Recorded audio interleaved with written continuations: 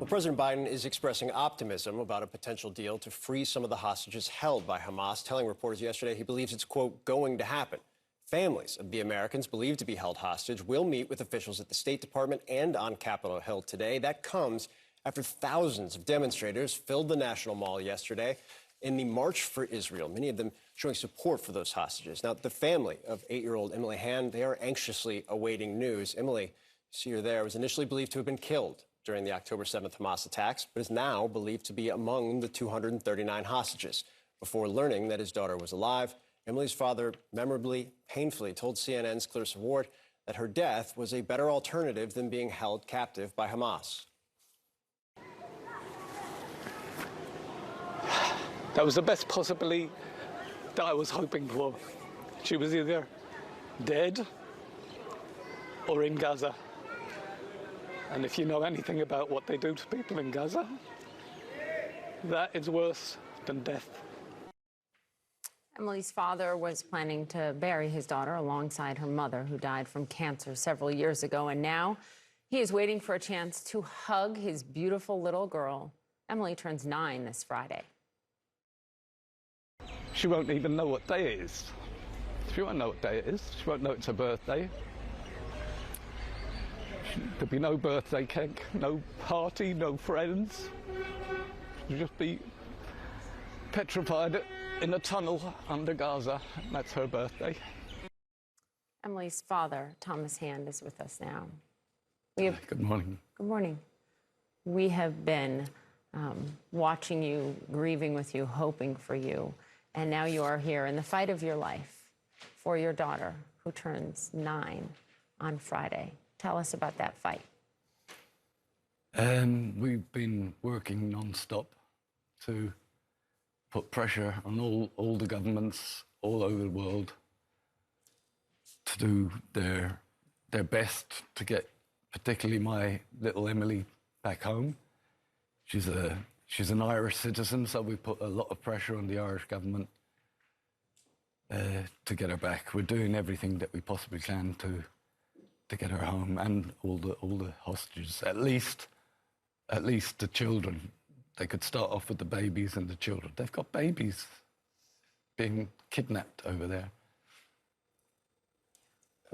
Poppy makes, I think, such a salient point.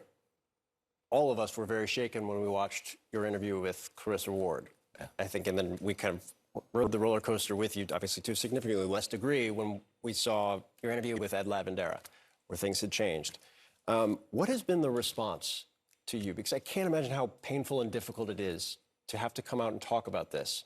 But I also imagine the support for what you've been saying has been tremendous.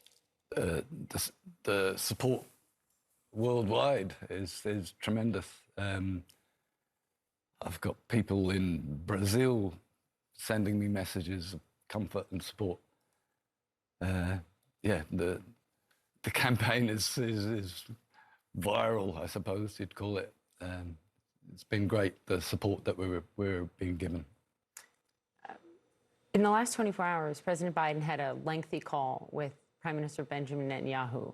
And President Biden came out of that call and said he believes it's, quote, going to happen. Does that give you more hope that they're going to get out? Of course. You know, America has a lot of influence all over the world. If he says that, obviously he knows more than I do. And yeah, every little bit of information gives us hope that we can get Emily and at least the children and babies out of Gaza. How often are you getting information, either from the Irish officials, the U.S. officials? Very, very little. Nobody really knows anything. I know for a fact that she's not dead.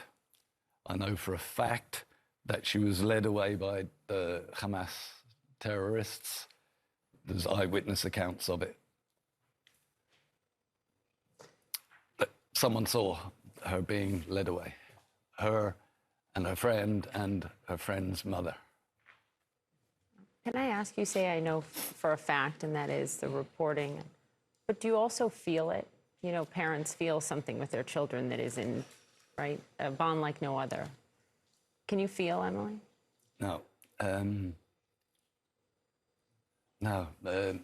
My feelings, I can't let my feelings interfere with getting her back. It's like a campaign. We just keep moving forward. I don't even see the interviews. I don't have time to look at the interviews. I don't watch the news. I haven't got time for it. It's just full on get Emily back. And to that point, part of that is going to happen in Times Square, right here in the middle of New York, right? Yeah. What are you doing? Big billboards of, I guess, for sure, Emily. And marching on from there, just to keep Emily, just to keep her alive in people's minds and hearts. We mentioned, and you've spoken about her birthday on Friday, there'll be the billboards, Yeah. kind of driving and not being able to stop and think. How much of that is because you have a goal here, because you have a true purpose in North Star, and how much of that is because you don't want to stop and think about what's going on right now? Yeah, I can't. I actually keep her in a special place. I don't want to imagine what she's going through every day for, 38 days now. I can't think about it. It would be too painful. You know, she's down in the tunnels of Gaza with the Hamas. I don't want to think of what conditions she's in, how she's being treated, how she's being fed, how she's been, if she's being given water, and just has she got toothbrush and toothpaste, toilet facilities. You know, these are tunnels underneath Gaza. I don't know. Could be like the train carts in Second World War. They were just all in a cattle car and pee and poo where you stood. I don't know. I know you have said when you get her back, you will take her to Disney World and you will give her the world. And she is so lucky to have you. Thank you. Thank you. For being with us. we're I'm not going to send her to school for at least a year.